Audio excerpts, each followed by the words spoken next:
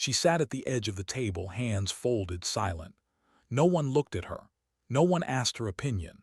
The air in the briefing room was thick with the scratch of pens, the drone of the commander's voice, the rustle of maps being shifted.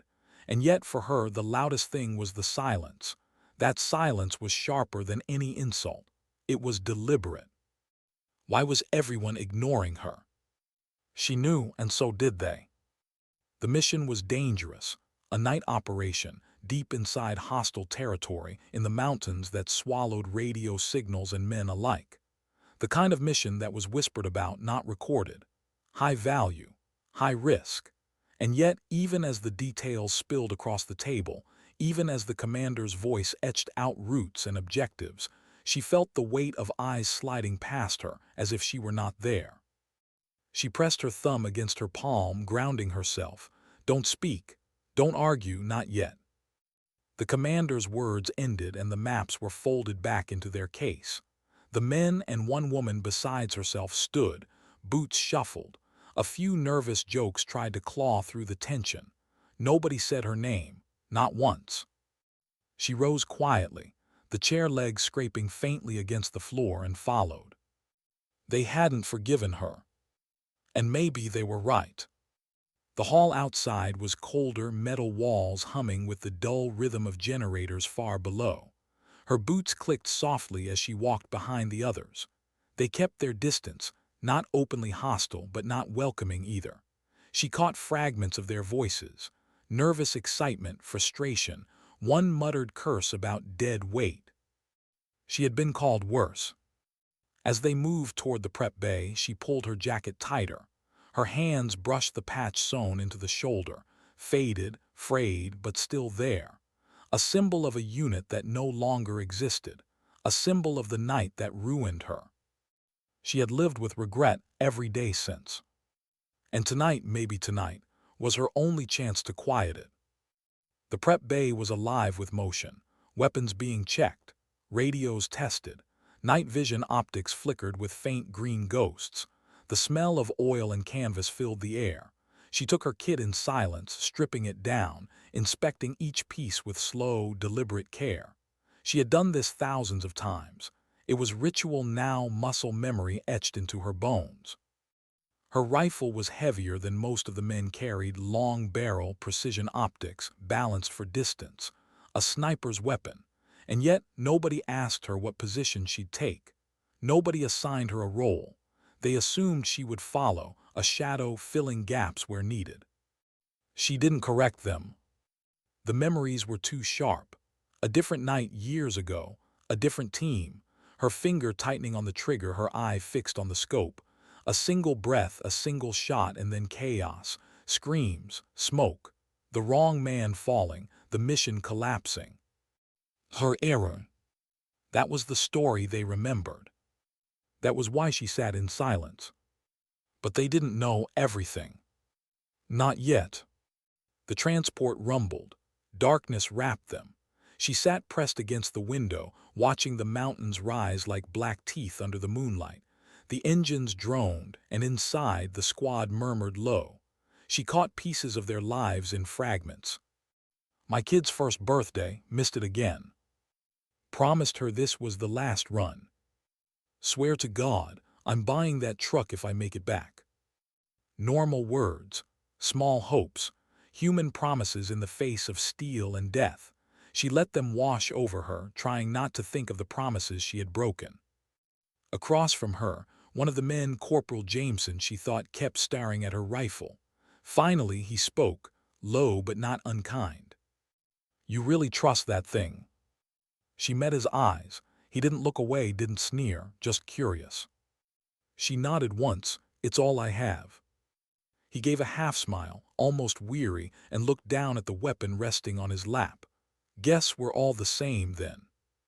A small crack in the wall, a sliver of humanity. She held onto it, fragile.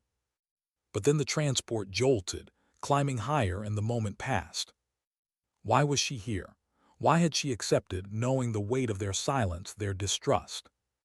Because the mission mattered, but also because of something deeper, something unspoken.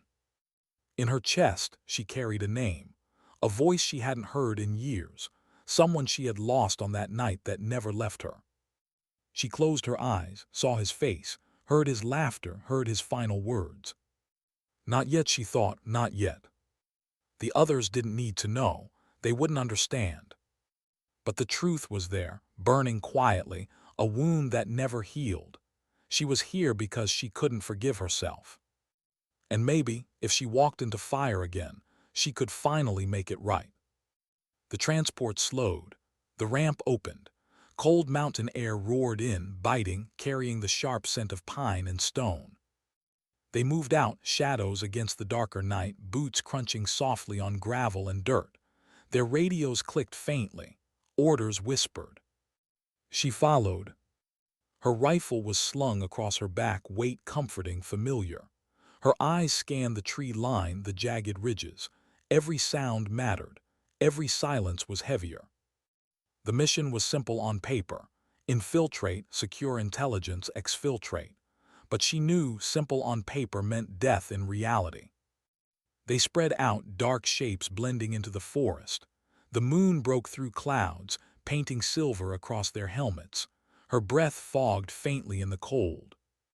For a moment she let herself feel it, the air, the earth under her boots, the steady rhythm of moving with a team again. It was almost like old times, almost like before. But then ahead a sharp hand signal froze them. Movement. Her heart clenched, fingers tightened on her rifle. This was it. The night was only beginning. She crouched low, rifle to her shoulder, scope alive with green glow.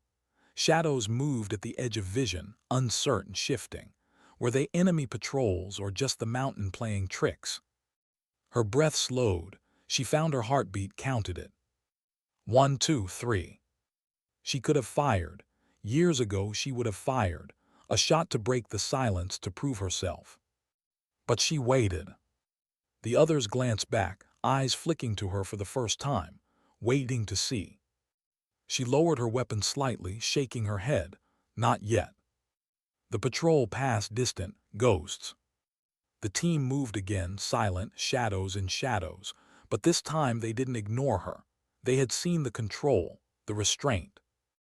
And she felt it too, a flicker, small, fragile, but real. Maybe she wasn't lost. Not entirely. The night deepened. The mountains pressed closer. Regret walked beside her, whispering of past failures. But another voice began to rise, softer, buried deep, the voice of something she had thought gone forever. Hope. And though the road ahead promised danger, though the mission had barely begun, she walked with it. For the first time in years. Why was her hand trembling as she tightened the strap on her pack? It wasn't fear, not exactly. Not anymore. She knew fear well, and this was something different. A vibration beneath the skin, a restless pulse. A reminder of all the times she had prepared for a mission, only to feel the weight of memory pressing harder than the gear on her shoulders. The team had stopped in a hollow where rocks shielded them from the road. Night stretched heavy above, the mountains blotting out half the stars. The commander whispered quick instructions, marking lines in the dirt with a gloved finger. Every man leaned in close, catching his words. No one called on her. She already knew the plan. She had memorized it the moment the first map unfurled back in the briefing room. Every contour, every fallback point, every path of retreat burned into her head. She had done this long enough to know that plans never survived contact. But still, you carried them like prayer beads, something to hold onto until the storm hit. Her eyes wandered across the faces bent over the dirt. Hardened men, young men, a few already too old for this. The woman among them, Ramirez, caught her gaze for a heartbeat, then looked away quickly, as though ashamed to have acknowledged her. That silence again. And yet, when the commander's voice died down and the men began checking magazines and radios, one soldier stayed behind, crouching longer near her. Jameson again. "You saw that patrol before anyone else," he muttered. Not praise, not exactly, just a statement. She shrugged lightly, old habit. Jameson studied her for a moment, then gave a faint nod. "Keep those habits alive tonight." And he walked on. She sat still after he left, the words curling in her chest like a tiny ember. Recognition. Not much, but enough to remind her she was here, breathing, useful. The commander's hand cut the air, sharp. They moved out again, hugging the slope of the mountain, shadows stitched into darkness. Hours passed in fragments, the scrape of boots against stone, the crackle of radios kept low, a sudden rush of wind carrying snowmelt sent down from the peaks. Her body moved without thought, crouch, rise, step, breathe. She counted breaths to keep time.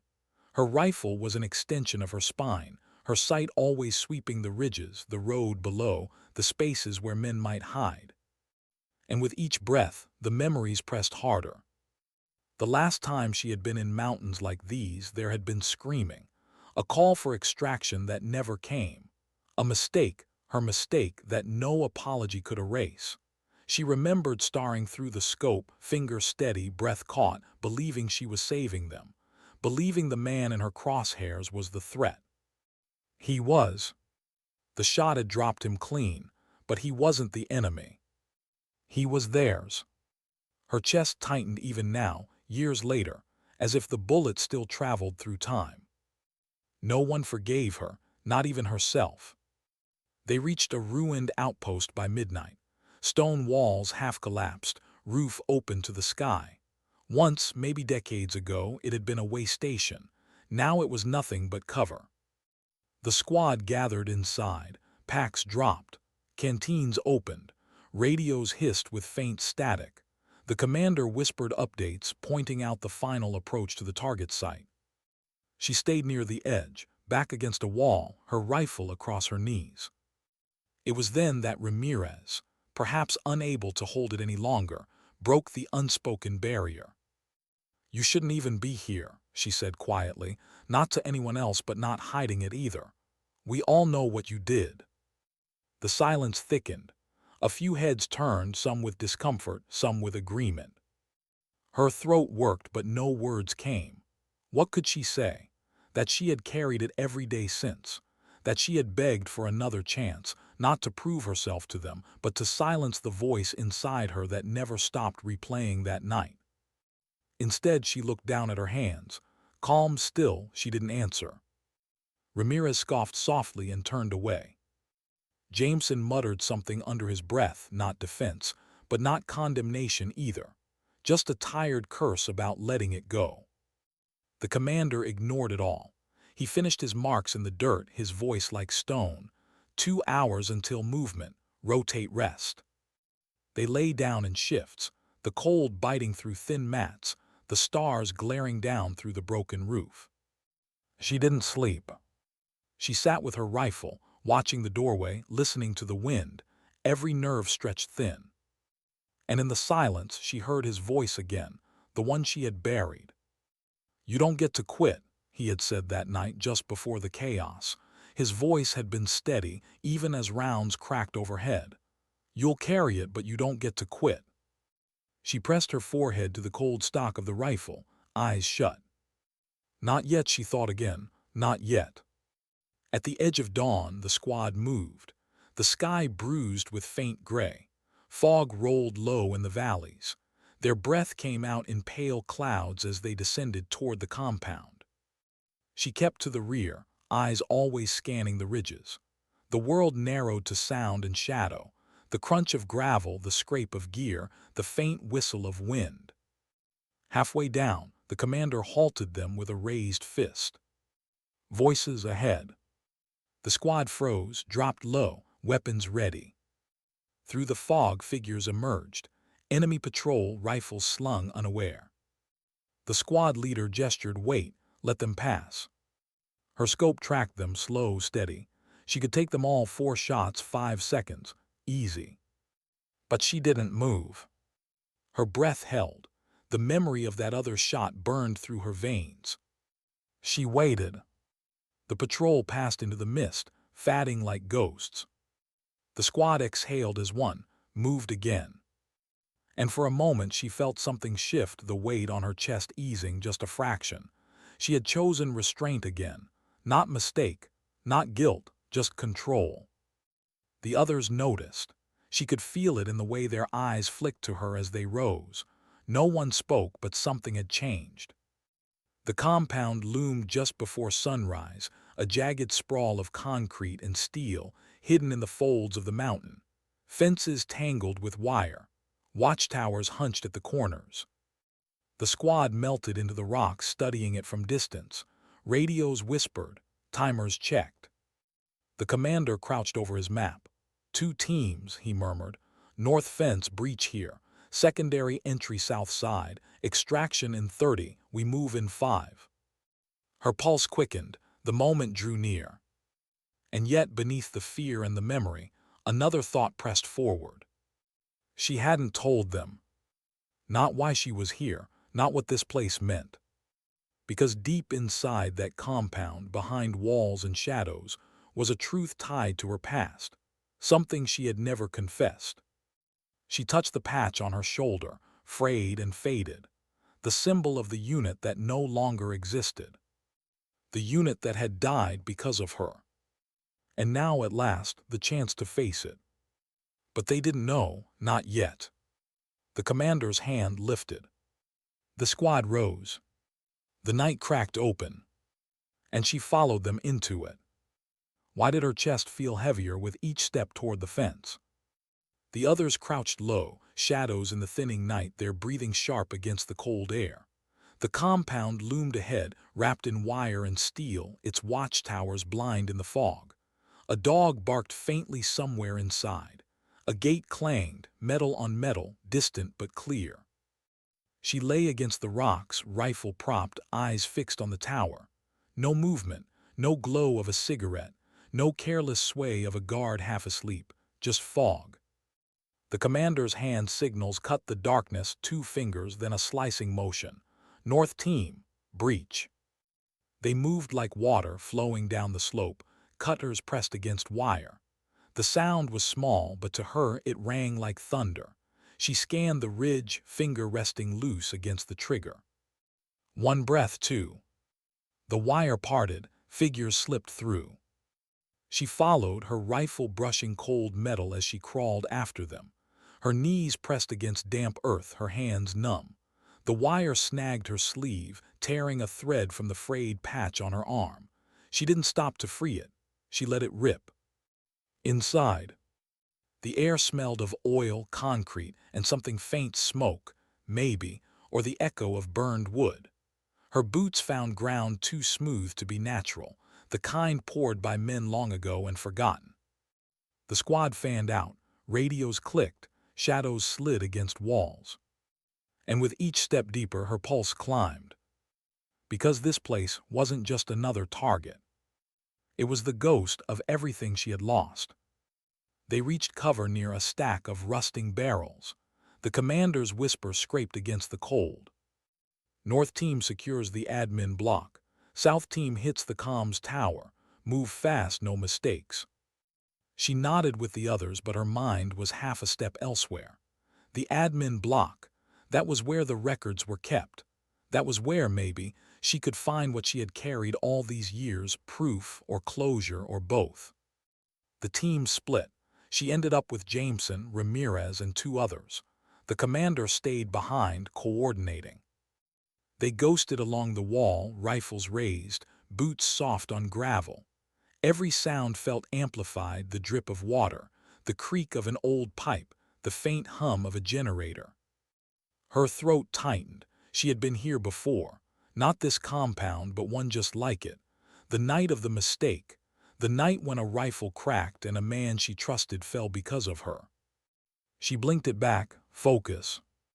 Ahead, a guard appeared, rounding the corner with lazy steps. Ramirez raised her weapon, but Jameson touched her shoulder, motioning down. Too close, too loud. The guard yawned, shifting his rifle. His boots scuffed the dirt.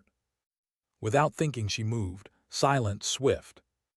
Her hand clamped over his mouth, knife sliding quick under his rib, twisting once.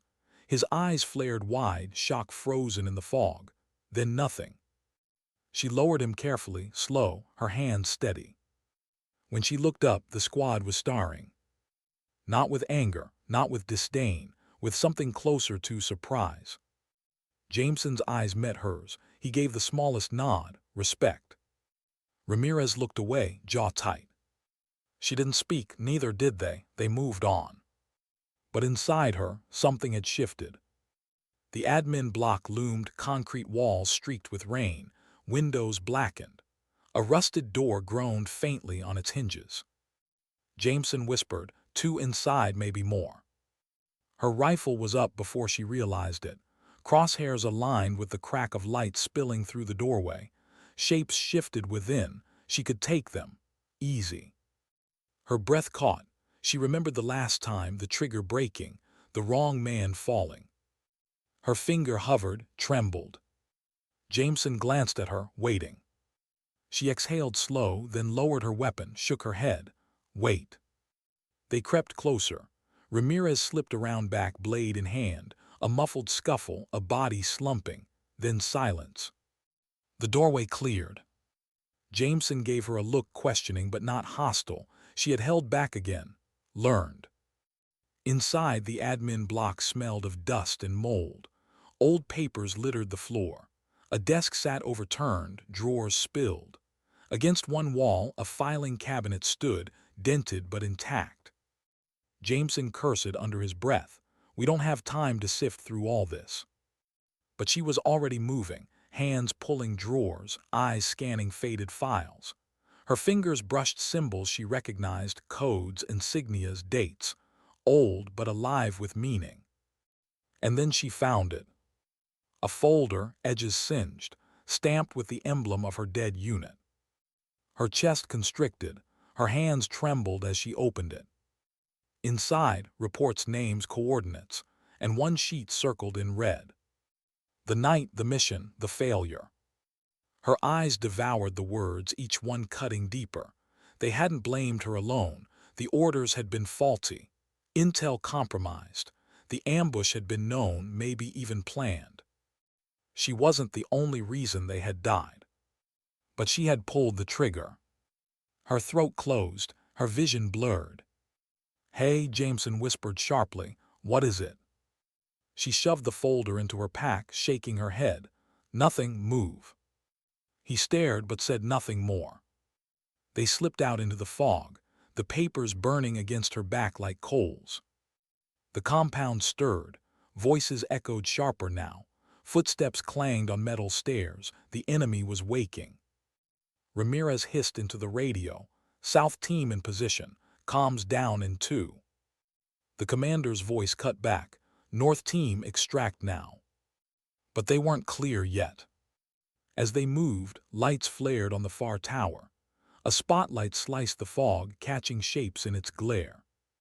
Shouts rang out, boots thundered. The silence shattered. Gunfire cracked through the morning haze. Sparks leapt from metal. Bullets chewed walls. The squad dove for cover, rifles barking back. The air filled with smoke, screams, the deafening hammer of fire. She pressed against the wall, scope alive with green. Enemy shapes darted across the open ground. Her finger tightened, breath steady. One shot, a man dropped. Another. Each pull of the trigger a heartbeat, a memory, a ghost falling away. But then a shape appeared at the edge of her vision, close, too close. A rifle raised. Jameson shouted. She turned, swung her barrel, fired. The man fell inches from Jameson, his weapon clattering across the gravel. Jameson's eyes met hers again. This time there was no question, only gratitude. The fight raged, but the squad pressed forward, shadows darting between walls, boots slamming against steel. Her lungs burned, her muscles ached, her mind screamed with the echo of the past. And still she moved. Every shot, every step was a choice, a refusal to let regret rule. They burst through the outer fence, breath ragged, hearts pounding. The mountains swallowed them again, fog wrapping their retreat. Behind them, alarms wailed, searchlights stabbed through the mist. But they were alive. For now. She pressed her back against a boulder, chest heaving, rifle heavy in her hands. The folder dug into her spine, a reminder of what she carried. Jameson crouched beside her, sweat streaking his dirtied face. He looked at her long, hard. "You found something in there," he said quietly. Not a question, a statement. Her mouth opened, closed. Not yet, she thought again. Not yet. The squad rose. The night wasn't done. And neither was she. The desert wind had turned sharp, a razor's edge of grit and heat sweeping across the scarred outpost. Smoke rose in thin, broken columns where artillery had landed hours before, painting the sky with a haze that dimmed the sun to a dull amber disk. Captain Elena Vargas sat on the broken remains of a stone wall, her rifle across her knees, staring at the horizon. Her squad was quiet behind her, too quiet for soldiers who should have been asleep, eating, or swearing about their luck. The silence wasn't discipline. It was the weight of knowledge. They all knew what was coming.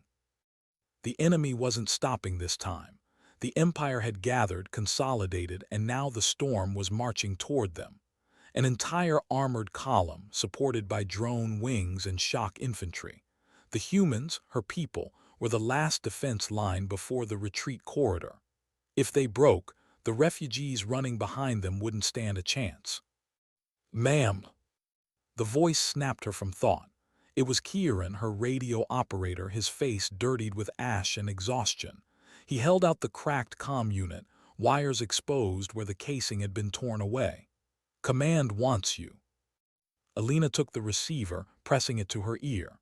The static made the voice sound distant, hollow. "Captain Vargas, are your men dug in?" "We are," she said, her tone sharp, professional. She wouldn't let them hear the fatigue in her bones. "Good, you need to hold. Reinforcements are not coming. Repeat, no reinforcements. You hold or they get through. Do you understand?" Elena stared out at the horizon, where faint dust clouds signaled the coming tide. A part of her wanted to scream, to spit, to rage at the cold command telling her to stand and die. But she didn't.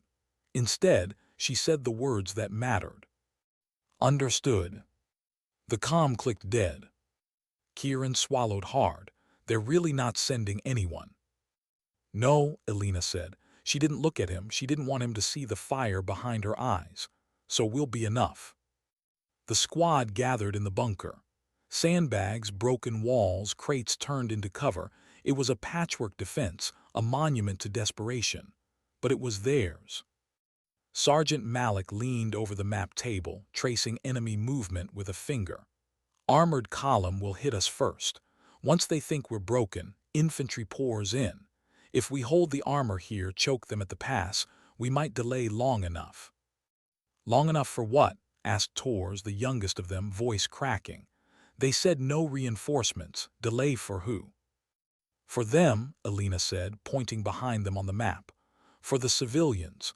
The convoys are still moving. Every minute we fight here is a minute they get farther away. That's the mission. That's why we're here." The room fell into silence again, but this time it was heavier. Resignation. Acceptance. The unspoken knowledge that tonight, tomorrow, none of them might see the sun again. Elena let it sit for a moment. Then she slammed her fist onto the table. "No, I won't have that. You listen to me. They think we're going to break. They think we're just another outpost to crush beneath their machines. But we're not. We're human. And that means we fight until there's nothing left of us but ash and memory. We fight with everything we've got because this," she jabbed a finger at the map, "this is where we tell the galaxy what it means to face us." Her words echoed through the bunker. She saw it ignite something in their eyes. Fear turned to defiance, despair to grim determination. Sergeant Malik smiled, bitter and proud. "Damn right, Captain." Night fell like a hammer. The horizon glowed red with fire, and the ground shook with the advance of the Empire's war machines. The humans were shadows in their bunkers, rifles primed, explosives wired, hearts beating in rhythm with the thunder outside. The first drones came screaming overhead, sleek, insectal machines that lit the desert with searchlights. Elena's voice cut across the comms, low and steady. Hold, wait for them to commit. The armored column rolled into the pass, massive tracked vehicles bristling with cannons and flamethrowers. The sound was overwhelming, a rolling avalanche of steel and hate. Elena raised her hand. Now, the desert exploded. Charges hidden beneath the sand detonated, flipping the lead tank into the air like a child's toy.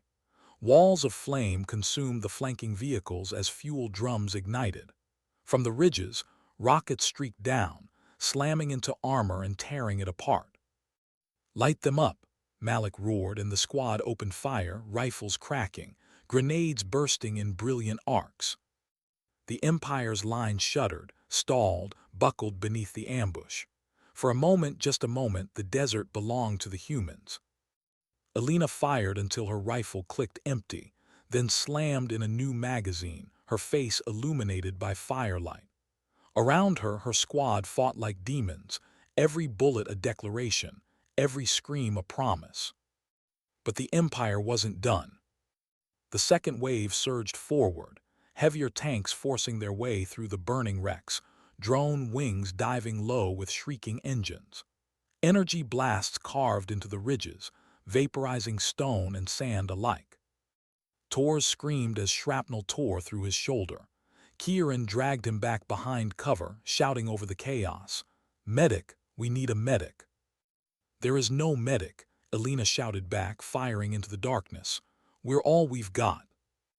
A drone dove, its cannon spitting fire.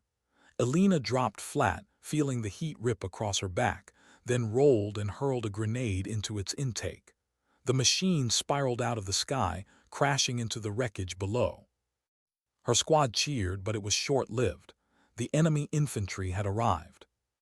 They poured in like a tide, armored giants with plasma rifles, advancing through smoke and fire with mechanical precision. The humans were outnumbered 20-1. And yet they stood. Malik bellowed, charging forward with a machine gun, the barrel glowing red as he mowed down rank after rank before an energy blast hurled him back into the dirt. Kieran fought with blood soaking his arms, his radio long shattered, screaming defiance with every shot. Tors, wounded and pale, still dragged himself to a firing line, refusing to stop. And Elena Vargas, captain of the last line, stood tall amid the ruin, her voice unbroken. "Hold the line, hold it." The night was fire. The night was blood. The night was the weight of fire pressing down on them, threatening to snuff them out.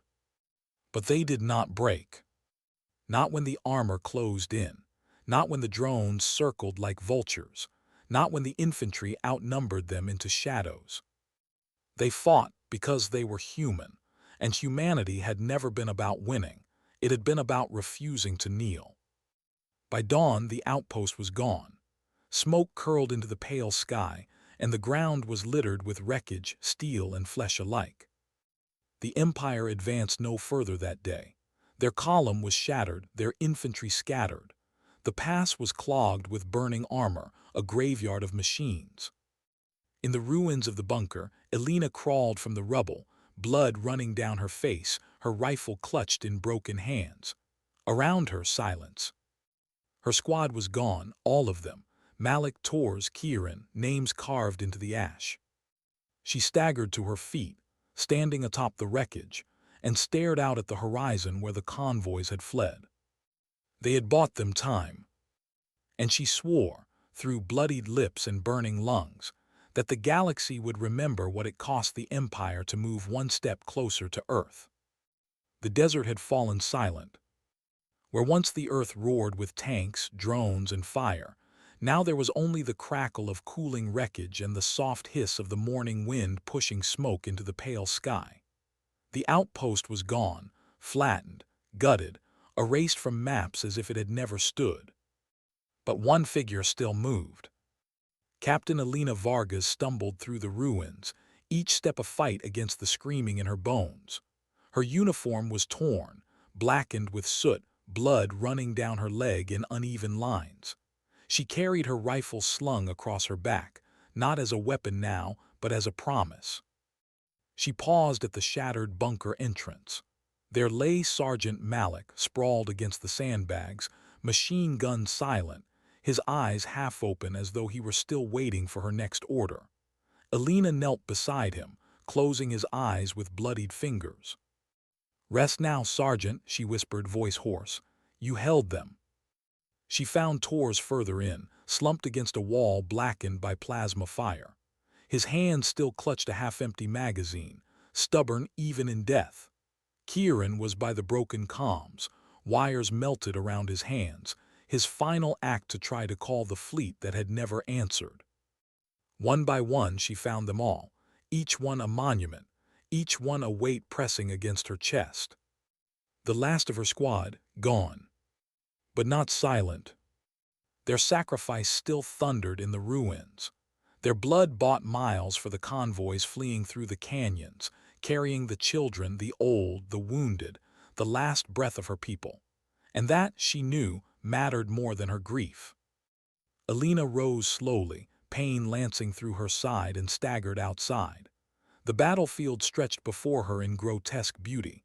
Burnt armor still smoldering, drones shattered in twisted heaps, the pass clogged with wreckage.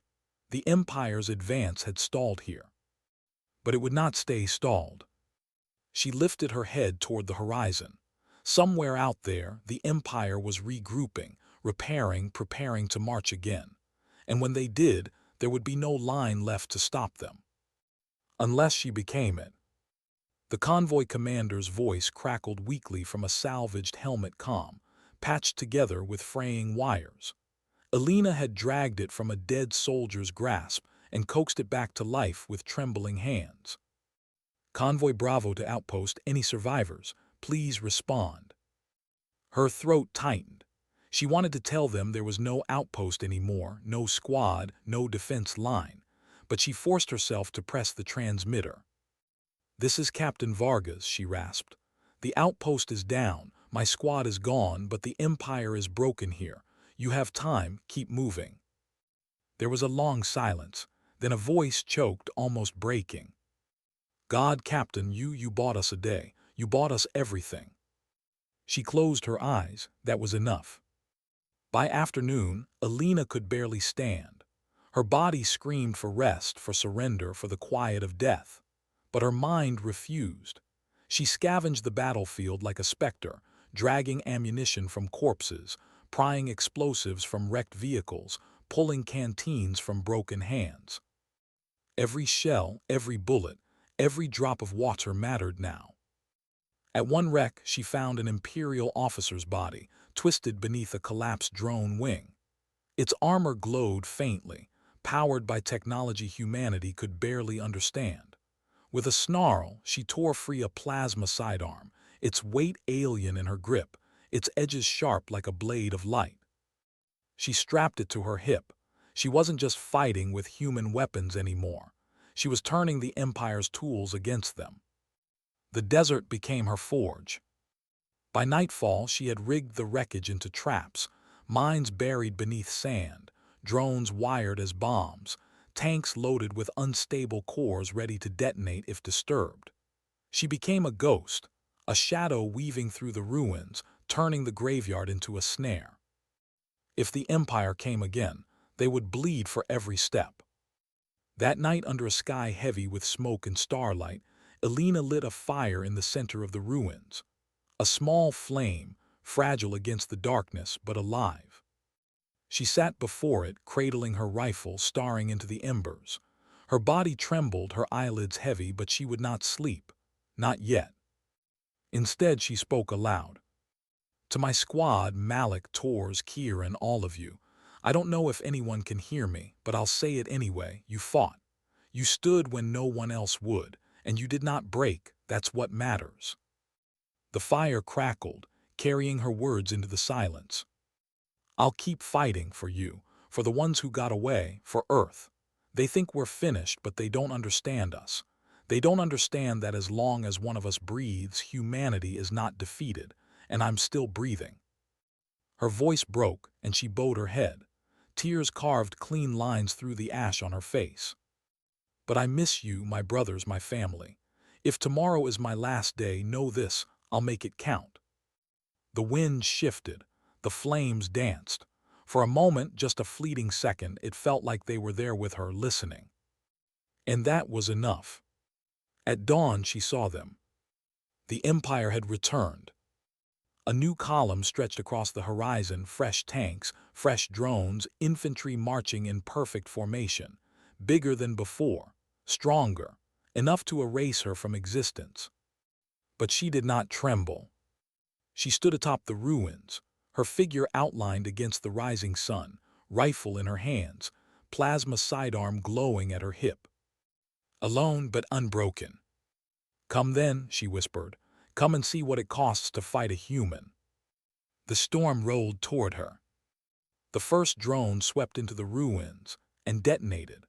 The booby trap tore the sky open with fire, hurling wreckage into the next formation. Tanks rumbled into the pass and ignited as her charges ripped their cores apart. Infantry stormed the ridges, only to vanish in blossoms of flame as buried mines lit the sands. The battlefield screamed again. Alina moved like a shadow through it, rifle cracking, plasma sidearm spitting blue light, grenades arcing into clusters of soldiers. Every trap she'd set claimed lives. Every bullet she fired was vengeance. The Empire roared. She roared louder. When her rifle jammed, she smashed helmets with its stock. When her sidearm overheated, she hurled it like a blade, embedding it in an officer's chest before ripping a plasma rifle from his corpse. She fought with fury, with precision, with the weight of all who had fallen behind her. The Empire pressed harder. For every 10 she killed, 100 more came, but the pass slowed them. The wreckage choked them, and Alina Vargas, one broken human, became an army. Hours bled into eternity. Her body was fire and pain, her vision blurred, her ears ringing with explosions. She should have fallen 100 times. But she didn't. She couldn't, because she carried her squad with her. Every time she staggered, Malik's steady voice lifted her up. Every time she faltered, Kieran's defiance shoved her forward. Every time she bled, Tor's stubborn grip on his rifle reminded her why she fought. She wasn't alone, not truly. By dusk, the pass was a furnace of death. Imperial banners burned. Their tanks smoldered in heaps. Their infantry dragged back their wounded, terrified by the ruins that had swallowed so many. And in the heart of it, Alina still stood.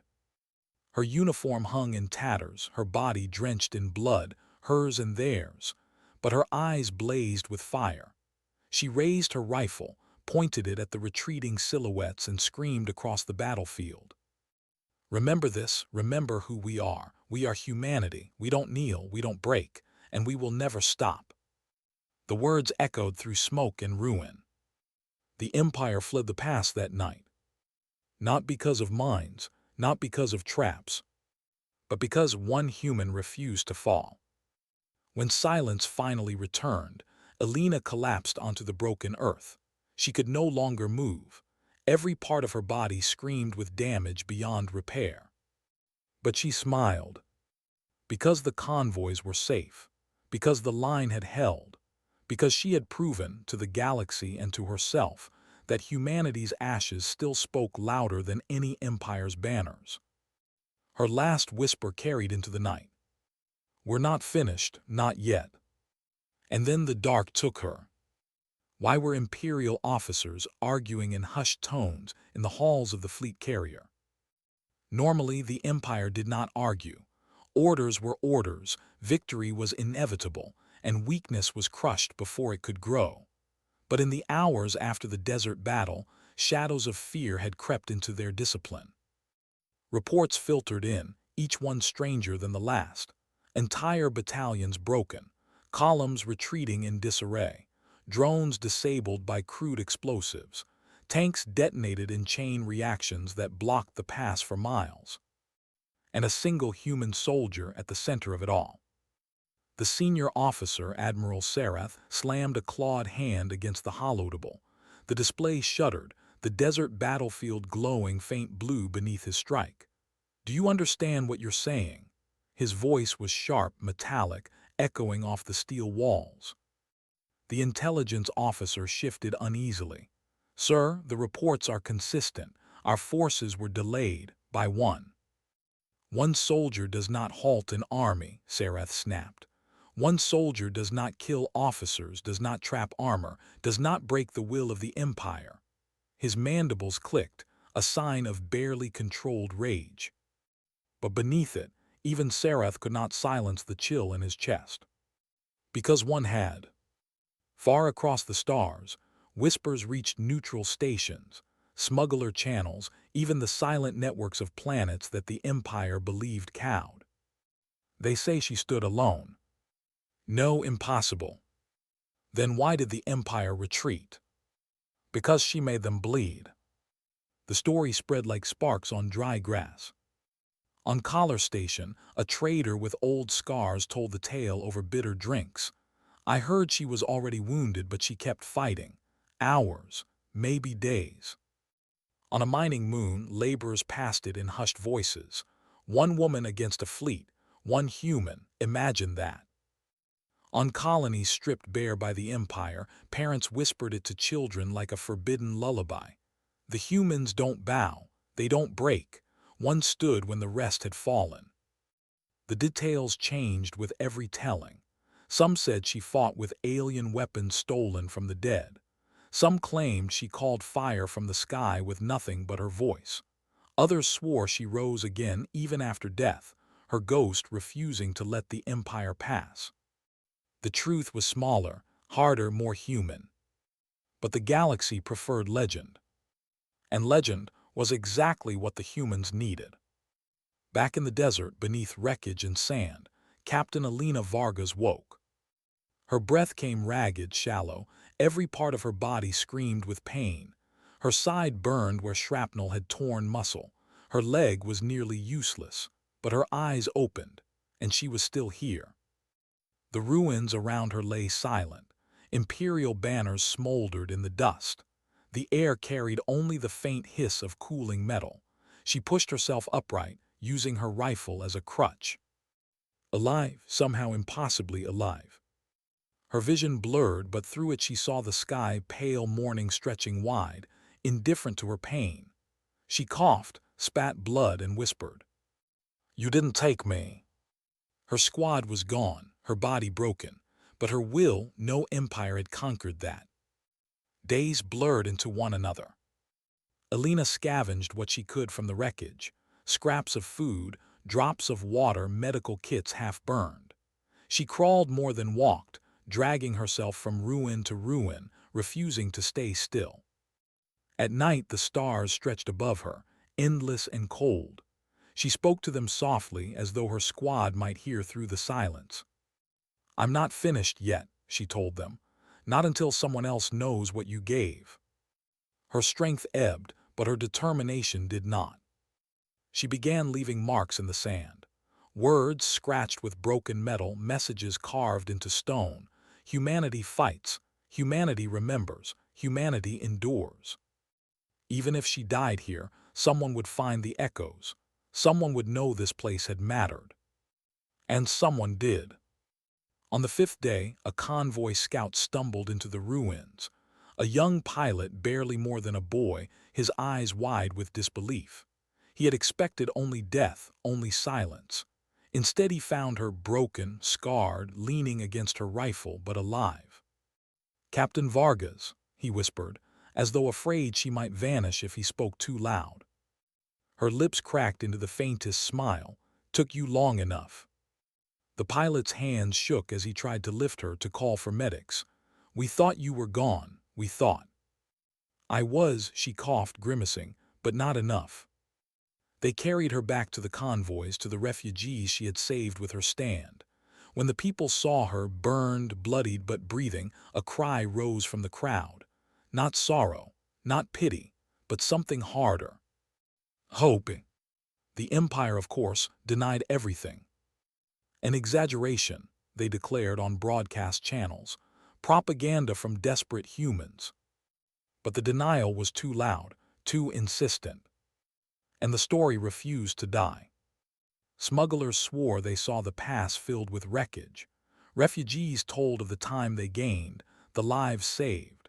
Soldiers whispered of mines and traps that only a ghost could have placed. The Empire's denial became proof, and the legend of Elena Vargas spread further. She recovered slowly. Her body would never be whole again, too many wounds, too much scar tissue, too much pain. But her spirit sharpened in the forge of her suffering. The convoys moved again, carrying her with them. Word traveled ahead of her, the woman who stood when none could, the soldier who faced an army alone. When she entered a refugee camp weeks later, the crowd fell silent. Children stared wide-eyed, soldiers straightened, elders bowed heads. She hated it. She had not fought for glory. She had not survived for songs. But she also understood. They didn't need her name. They needed what she represented, proof that the Empire could bleed, proof that even the smallest, most fragile human could defy something vast. She let them believe, because belief was stronger than bullets. In the quiet of her tent, Elena still wept. She still heard the voices of her squad, still saw their faces in the smoke. She spoke to them every night, whispering thanks, begging forgiveness. But when she walked out each morning, she carried herself tall, not because she felt strong, but because others needed her too. Sometimes strength was a mask. Sometimes survival was not about living for yourself, but living for those who no longer could. And though regret haunted her days, redemption had begun. On the Empire's war councils, Elena's name became a curse. On the lips of refugees, it became a prayer. On the fringe worlds watching in silence, it became a spark. The story traveled faster than the truth, but the truth lived within it. One human, one stand, one echo that refused to die. And in that echo, humanity's future began to stir. Why did the council chamber fall silent when she entered? Elena Vargas had never cared for rooms like this, large, echoing, filled with maps projected in the air, and leaders too clean for the blood outside. She had been dragged here by medics who insisted she was strong enough to walk, and by commanders who insisted her presence was strategically necessary. But when she crossed the threshold, leaning still on a cane, the air shifted. Conversations stuttered, eyes sharpened. It wasn't her uniform torn, scorched, its insignia barely clinging. It wasn't her body still broken, scars running down her face and hands. It was the story that had arrived before her. The story no one could silence. She stood at the edge of the chamber, uncomfortable under the weight of so many stares. Her heart pounded louder than the murmurs. She didn't want this. She didn't belong here. She was a soldier, nothing more. And yet the councilman nearest her rose to his feet, bowed his head slightly, and spoke words that froze the room. Captain Vargas, the reason any of us are here to speak at all. The meeting blurred past her at first, endless talk of convoys, fleet positions, desperate shortages. Charts of numbers that made no sense to her, ships lost, fuel reserves dwindling, food that would not last another season. But beneath it all, one thing pulsed clear. They were breaking. Humanity was bleeding from 100 wounds, colonies stripped bare, cities reduced to ash, soldiers fighting with rifles older than their fathers. And yet wherever she walked, whispers followed, the woman of the pass, the one who stood alone, proof we are not finished. It frightened her more than any enemy. Because she knew the truth. She wasn't invincible, she wasn't unbreakable. She had been lucky, desperate, carried by the ghosts of her squad. She had survived, yes, but barely. And now they wanted her to be more than human. That night she slipped away from the council. She walked the refugee camp in silence, hood pulled low, cane clicking against the dirt. She wanted to be unseen. She wanted to remember what it was to be small, to be no one. But even in the shadows, they found her. A boy of maybe 12, his clothes torn, his face streaked with dust, ran up and froze in front of her. His eyes were wide. He clutched a crude wooden toy carved in the shape of a soldier. "Are you her?" he whispered, the one who stopped them. She felt her throat tighten. She wanted to deny it, to tell him he had the wrong person, but the hope in his face held her like a knife. She knelt slowly, her joints aching. "I'm just a soldier," she said softly. But the boy shook his head. "No, you're the proof." He held out the toy. "Take it, please." Her hand trembled as she accepted it. A scrap of wood, carved with care, nothing more. And yet it weighed more than any weapon she had carried. Because to him it was belief. And belief was heavier than steel. The next morning, commanders came to her tent. They wanted her to speak on broadcast channels, to tell the galaxy humanity was still alive, to rally colonies too afraid to resist. Elena stared at them, silent for a long moment. Finally she said, "I am not a politician, I am not a leader, I am a soldier who made mistakes. I am a soldier who buried her squad in the dirt." Her voice cracked. What could I possibly say? General Rhodes, a weathered man with steel-gray eyes, studied her quietly.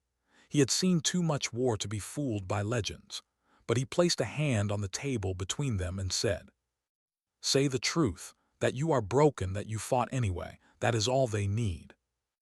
Later that day, she stood before the camera. Lights glared against her eyes. The world was watching, though she could not see it. Her cane rested at her side. The toy soldier the boy had given her sat hidden in her pocket, pressed against her heart. For a moment, silence hung heavy. Then she spoke. "My name is Captain Elena Vargas. Some of you know my name already. Most of you don't. That's fine. Names aren't what matter." She paused, swallowing hard. The words scraped out like gravel. "I won't lie to you. We are bleeding. We are breaking. I've seen more graves than I can count. I've buried my own squad with my own hands. The Empire wants you to believe we are finished." She leaned forward, her voice tightening.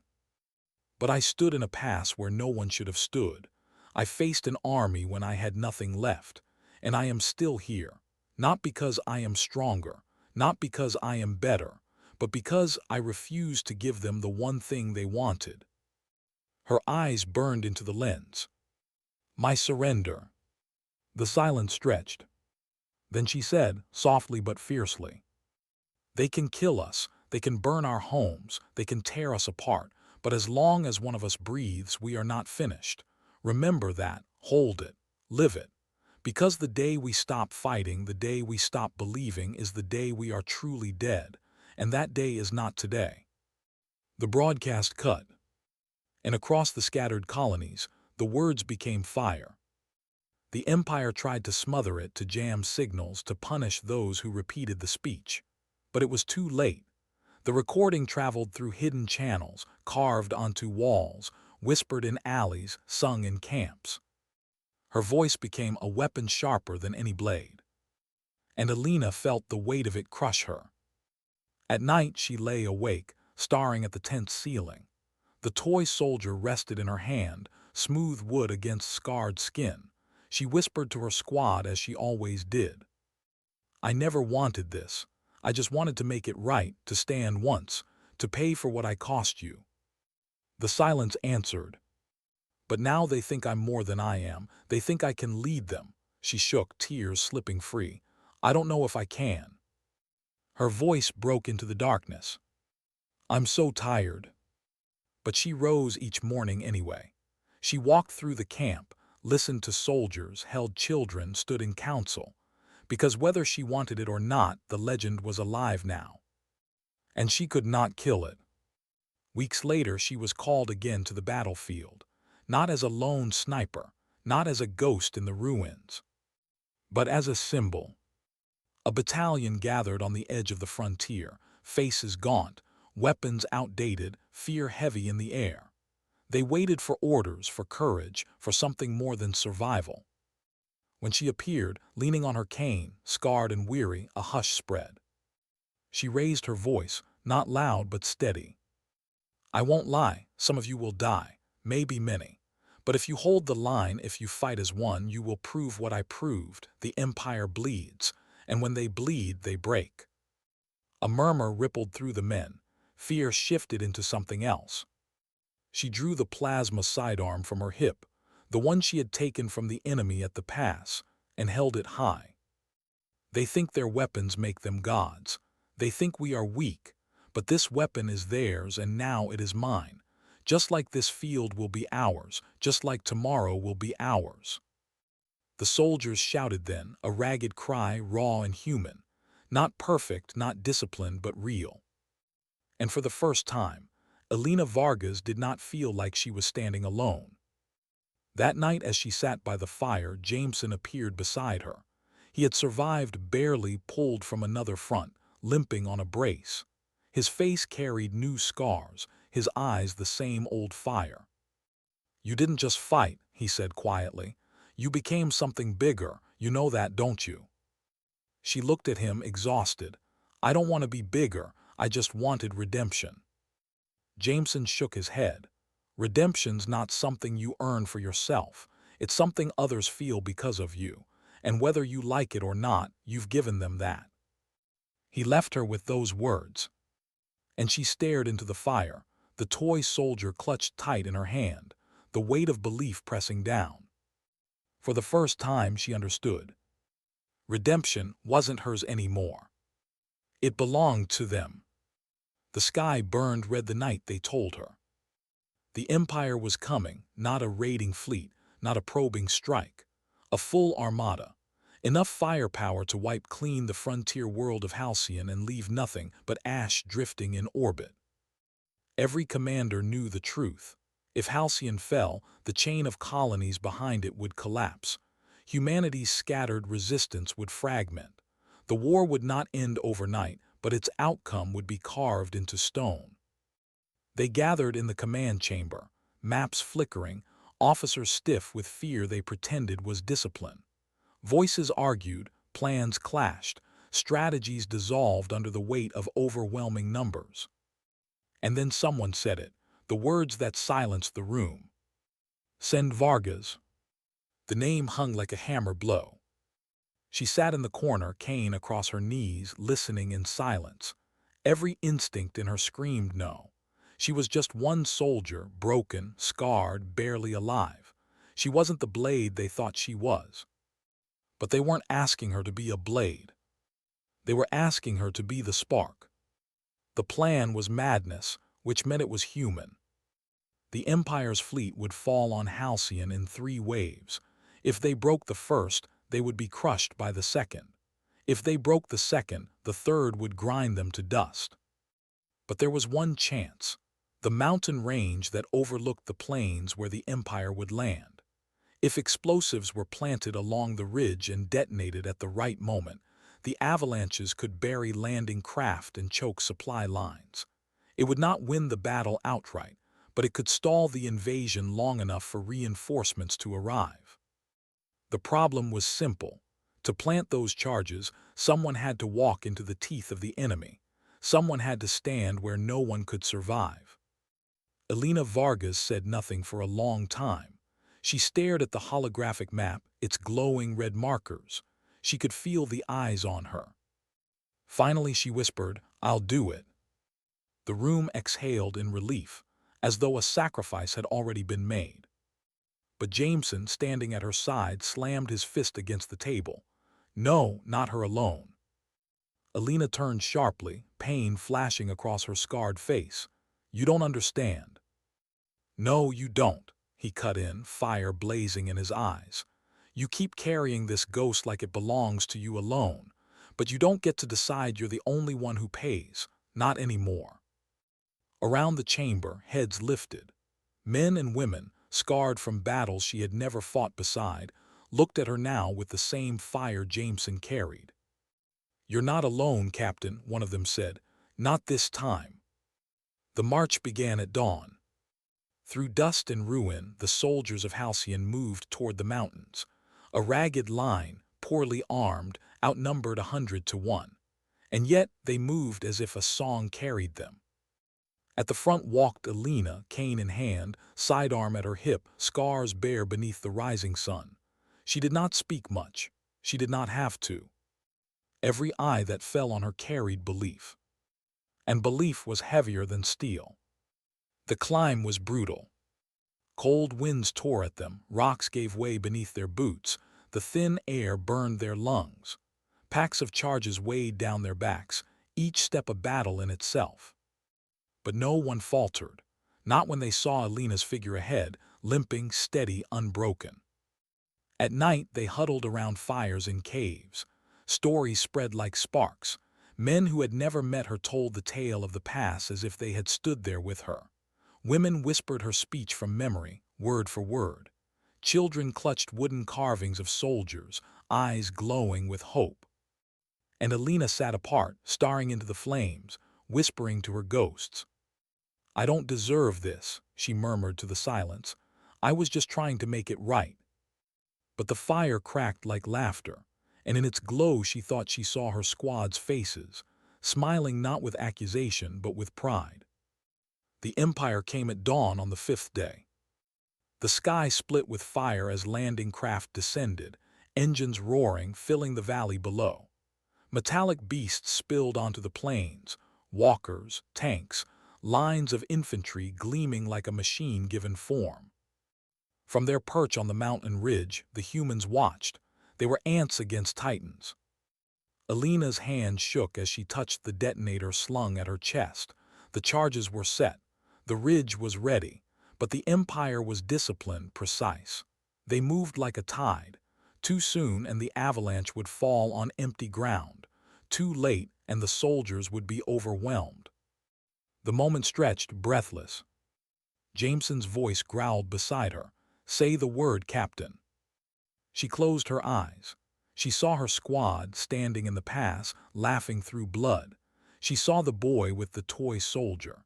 She saw the faces of every refugee who had looked at her with hope. She opened her eyes. Her voice was steady. "Now!" The mountains roared.